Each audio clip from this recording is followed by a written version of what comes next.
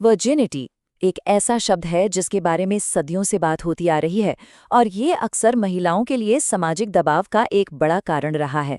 पर क्या कभी सोचा है कि ये सवाल पुरुषों के बारे में भी उठता है? तो आज हम इसी दिलचस्प और सच कहूं तो गलतफहमियों से भरे टॉपिक को समझने की कोशिश करेंगे कि पुरुषों की वर्जिनिटी के पीछे के मिथक क्या है और उनकी हकीकत क्या है। तो सीधा सवाल यही है, क्या सच में ऐसा कोई तरीका है जिससे ये पता लगाया जा सके कि कोई पुरुष वर्जिन है या नहीं? चलिए जरा उन तथाकथित संकेतों को देखते हैं जिनके बारे में अक्सर बातें होती हैं। ठीक है, तो चलिए इसमें थोड़ा गहराई से उतरते हैं।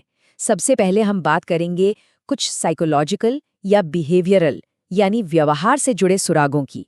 मतलब लोग अक्सर सोचते हैं कि किसी के बर्ताव से उसके अनुभव का अंदाजा लगाया जा सकता है, पर क्या वाकई इसमें कोई सच्चाई है?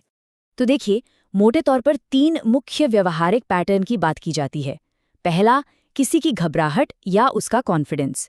दूसरा, उनकी बातचीत का फोकस क्या है। और तीसरा, वो किसी बात को कितने डिटेल में बताते हैं। आइए एक एक करके इन तीनों को समझते हैं। तो पहला आइडिया ये है कि घबराहट या नर्वसनेस अनुभवहीनता का एक पक्का संकेत है।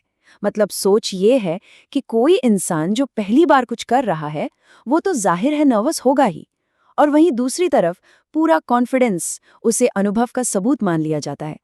पर क्या जिंदगी वाकई इतनी सिंपल होती है? दूसरा पॉइंट है बातचीत का टॉपिक।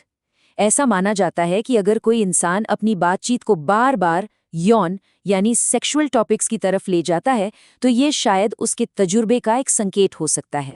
और तीसरा, किसी बात को बताने का डिटेलिंग लेवल।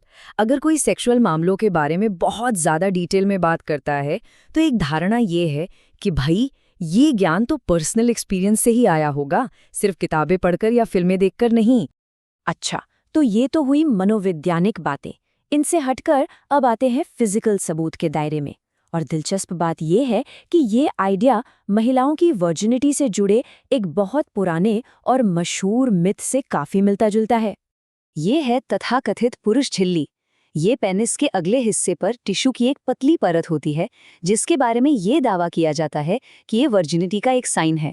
पर सवाल ये है कि क्या इसका कोई भी साइंटिफिक आधार है? तो यहाँ आप देखिए कैसे एक पैरेलल या समानांतर कहानी बनाई गई है। जैसे महिलाओं ने हाइमन को वर्जिनिटी से जोड़ा जाता है, जो कि खुद एक मिथक है, ठीक वैसे ही पुरुषों के लिए भी एक फिजिकल सबूत गढ़ लिया गया है। तो हमने इन साइकोलॉजिकल और फिजिकल दोनों तरह के सबूतों को देख लिया। अब आता है सबसे जरूरी सवाल, इन पर कितना भरोसा किया जा सकता है, ये कितने विश्वसनीय हैं? मतलब क्या इनमें से कोई भी तरीका फूल प्रूफ है, 100% सटीक है? चलिए इन दावों की सच्चाई को जरा ठीक से परखते हैं। देखिए, अगर मनोवैज्ञानिक संकेतों की बात करें तो वो बिल्कुल भी भरोसे के लायक नहीं है। क्यों? क्योंकि कोई इंसान सिर्फ शर्मीला हो सकता है इसलिए घबराया हुआ लगे, या हो सकता है कोई बहुत कॉन्फिडेंट हो, ये तो उसका नेचर है। किसी ने बहुत कुछ पढ़ा लिखा हो, फिल्में देखी हो, तो उसे जानकारी ज्यादा होगी।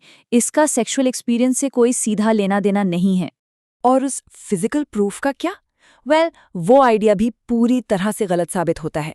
ये तथाकथित झिल्ली प्यूबर्टी के दौरान नेचुरली टूट सकती है या मैस्टरबेशन के दौरान हट सकती है। मतलब ऐसी कई वजह हैं जिनका सेक्सुअल इंटरकोर्स से कोई लेना देना नहीं। तो ये वर्जिनिटी का बिल्कुल भी भरोसेमंद इंडिकेटर नहीं है। तो जब ये सारे मिथक एक एक करके टूट गए तो हम असली निष्कर्ष पर क्या पहुंचते हैं? असली बात क्या है? बॉटम लाइन ये है, किसी भी इंसान की वर्जिनिटी का पता लगाने का कोई भी भरोसेमंद तरीका मौजूद नहीं है, चाहे वो पुरुष हो या महिला। न तो किसी का व्यवहार और न ही कोई फिजिकल साइन आपको इसका पक्का जवाब दे सकता है। और आखिर में शायद सबसे जरूरी बात यह है कि किसी को उसकी वर्जिनिटी के आधार पर जज करना या आंकना अपने आप में ही गलत है। ये एक बहुत ही पर्सनल मामला है और ये किसी के कैरेक्टर या उसकी वैल्यू को डिफाइन नहीं करता। तो शायद असली सवाल ये नहीं है कि हम कैसे बता सकते हैं, बल्कि ये है कि हमें इसकी परवाह ही क्यों करनी चाहिए।